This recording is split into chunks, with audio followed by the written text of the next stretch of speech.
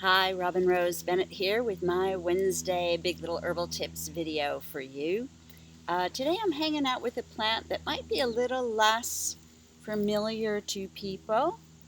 This beautiful, let me give you a few angles. This beautiful plant is native to the North American woodlands and is called Collinsonia, Collinsonia canadensis, or commonly called stone root, as a reference to the knobby root that is underneath this lovely mint family plant.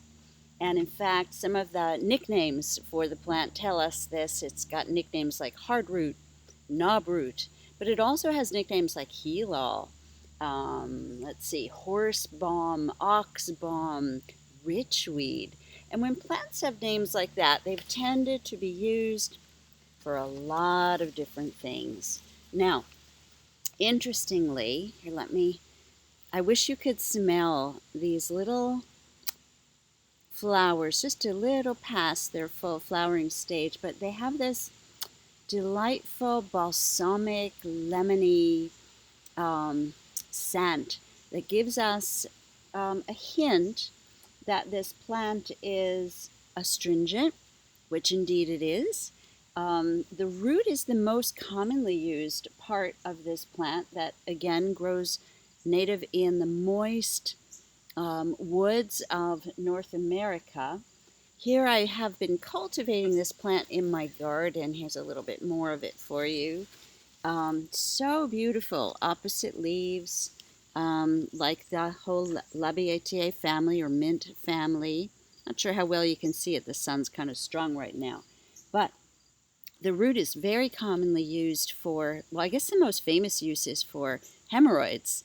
And then in addition, one of the nicknames I love for stone root is clergyman's friend, because it is said to used as a gargle or as a tincture diluted in water, said to relieve hoarseness in just a few hours. So the clergyman who had a sermon to do and a sore throat could take some stone root and be able to deliver the message.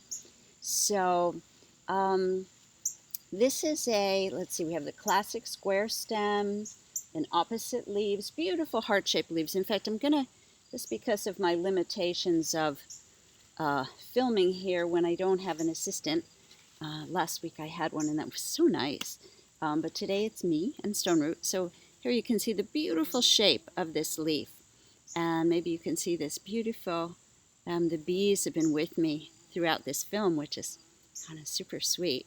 Remember, I was so scared of them when I was a child, and then now, well, I treasure the bees, and because I'm not a flower, they're usually not concerned with me at all. So anyway, what I learned about stone root that I did not know is that the leaves and flowering stalks are also used traditionally in preparations, and they can be used in teas or tinctures for, again, as a tonic and astringent. It's especially known for helping with relieving gravel and stones in the bladder, though I haven't personally used this plant for that. But what I learned, I started to say, what I learned that I didn't know in doing some research is that every external part, up above ground part of the plant, is got a lot of external uses. The leaves can be used for bruises, wounds, cuts, sores, all those kind of wonderful uses. So I plan to make some oil or ointment from the above ground parts of the plant. And I think my plant in my garden here at the edge of the woods is probably substantial enough now that this autumn I'll dig some root and make a little bit of tincture and a little bit of ointment to have on hand for this wonderful rich weed. I like that, rich weed.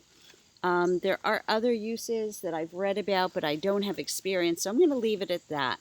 So, clergyman's friend for the throat, hemorrhoids, bladder relief, and it's somewhat antispasmodic as well.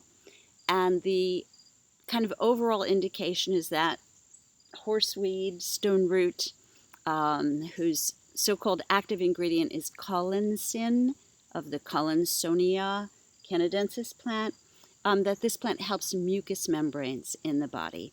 And the smell is just uplifting and delightful. So I don't know if anybody makes flower essence of this, but I might experiment with that.